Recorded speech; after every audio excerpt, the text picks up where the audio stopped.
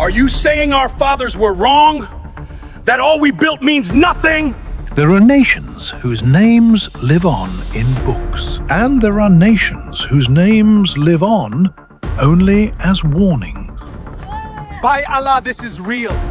Allah does not destroy a people without reason.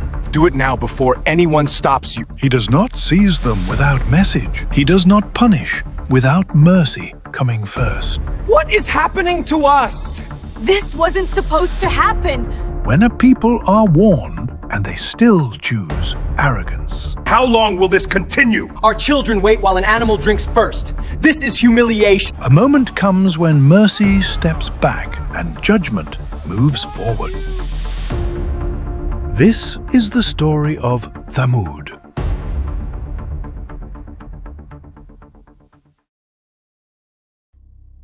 A nation that did not fear the earth because they believed they had conquered it. They lived among towering mountains, jagged and vast, rising like walls around their cities.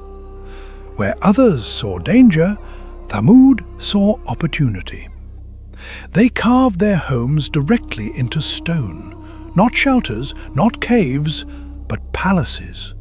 Doors cut into mountains, pillars shaped from rock, entire neighborhoods born from cliffs. Every morning, the sound of chisels echoed through the valley.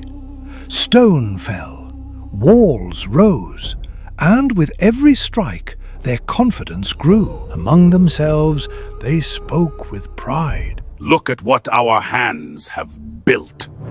Who could ever destroy what is carved from the earth itself? They believed strength meant safety. They believed skill meant permanence. And they believed comfort meant Allah was pleased with them. They remembered the stories of ancient peoples destroyed before them.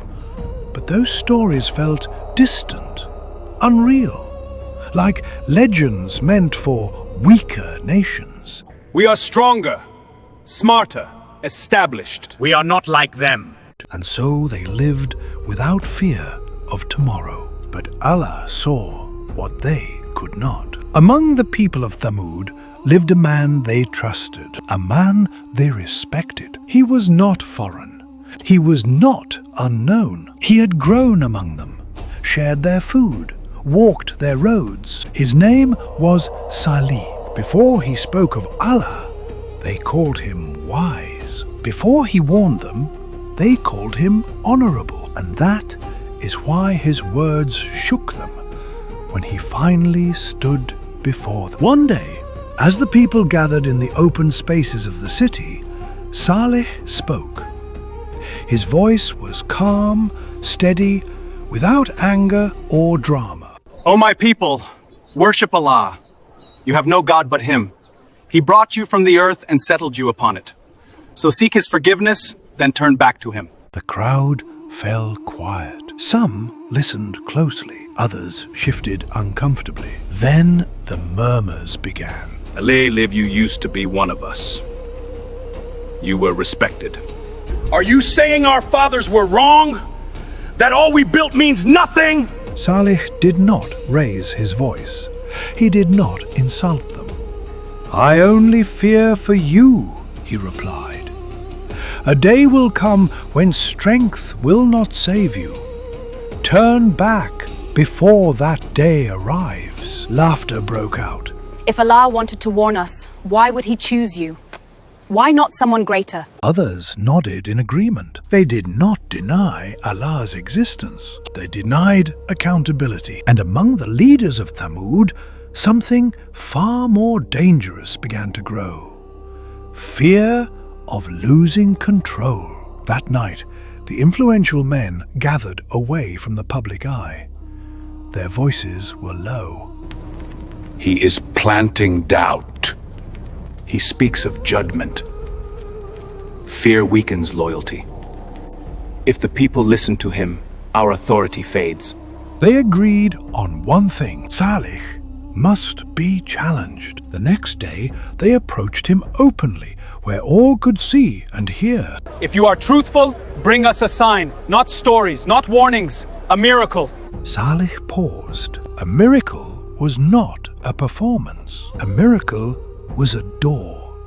Once opened, it could not be closed. If Allah gives you a sign, Ṣāliḥ said slowly, you will be responsible for what you do after. The leader smiled confidently. Bring it.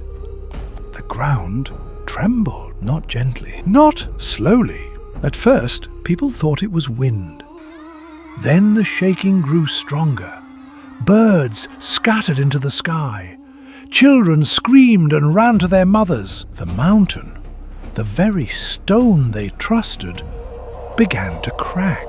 A deep sound rolled through the valley, as if the earth itself was splitting open.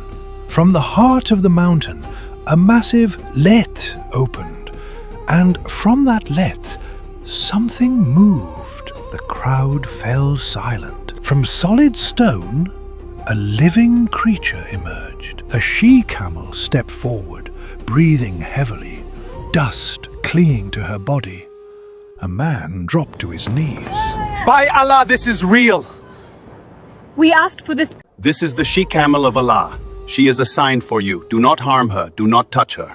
She will drink from the water one day, and you will drink the next.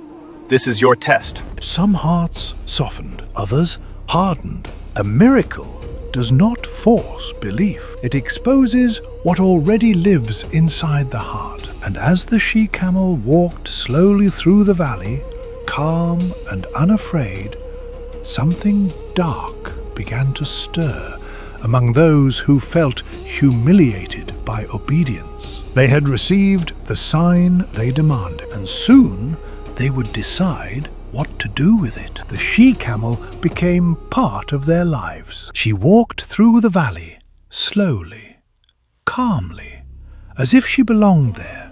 Children followed her from a distance, curious and cautious. Some adults watched with quiet fear, others with growing resentment. Every time she approached the water, silence fell. On the days she drank, the wells emptied faster than usual.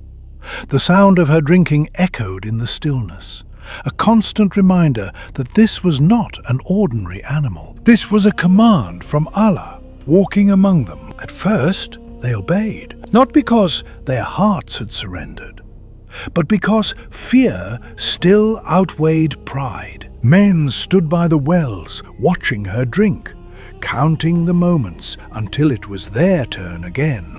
An animal given priority over us. Lower your voice. Did you not see where she came from? The next day, when it was their turn to drink freely, some felt relief. Others felt humiliation. True faith brings inner peace.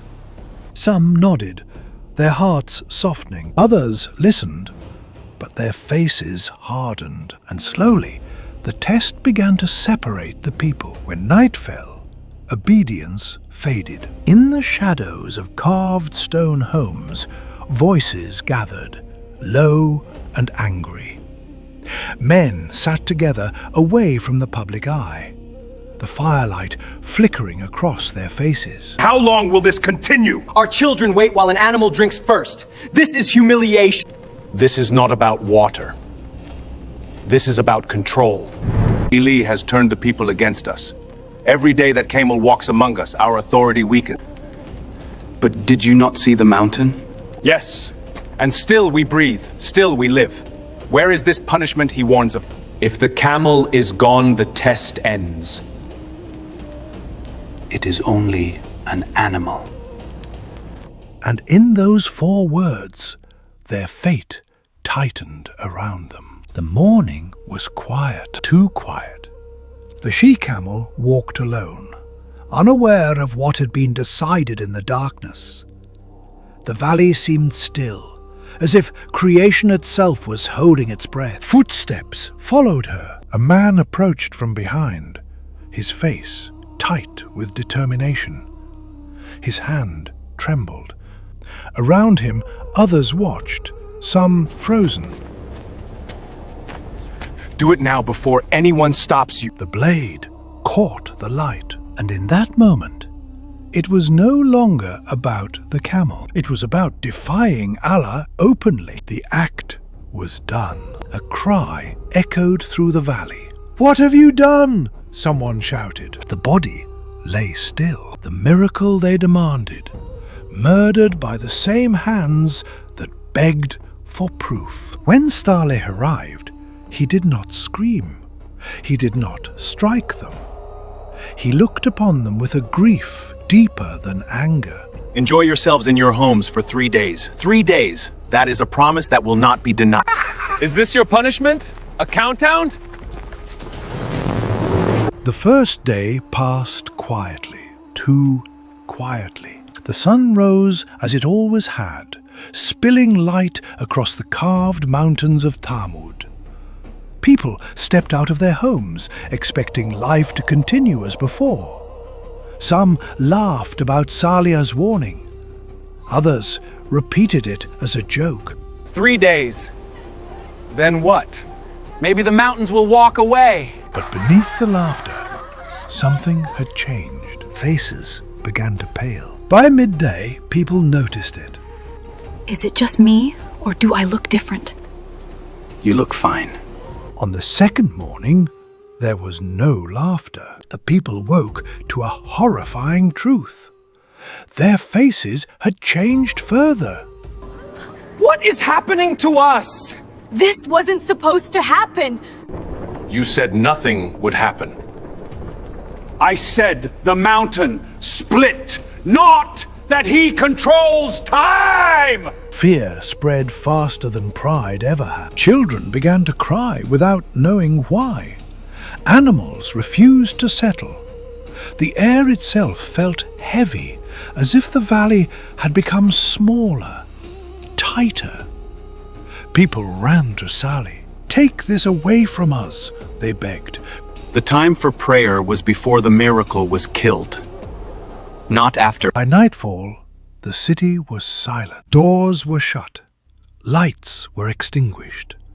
Families huddled together, listening to the sound of their own breathing. And the mountains stood unmoved, watching. The third day arrived without sunrise. The sky darkened unnaturally, clouds heavy and unmoving. Faces had now turned black, the final sign Ṣāliḥ had warned them of. No one mocked anymore. No one laughed. Some fell to the ground, begging. Others froze in place, waiting for what they knew was coming. And then it happened. A sound tore through the valley. Not thunder, not wind, not anything they had ever heard before. The earth shook violently. Stone cracked. Homes carved into mountains collapsed as if they were made of dust. People fell where they stood. The powerful, the arrogant, the mockers, all silenced in a single moment. When the shaking stopped, there was nothing left. No voices, no movement, no life, only ruins. The sun rose over a city that no longer existed. Later, Ṣāliḥ returned. He looked upon the remains of Thamud, bodies still, homes shattered, the mountains standing as witnesses. "O my people," he said softly, "I delivered to you the message of my Lord. I advised you sincerely, but you did not love those who advise." And he turned away. Thamud did not fall because they lacked proof. They fell because they rejected obedience. They demanded a miracle. They received it, and then they murdered it. And Allah preserved their ruins, not as history, but as a warning, so that every heart that hears this story understands one truth. Miracles do not save arrogant hearts. Submission does.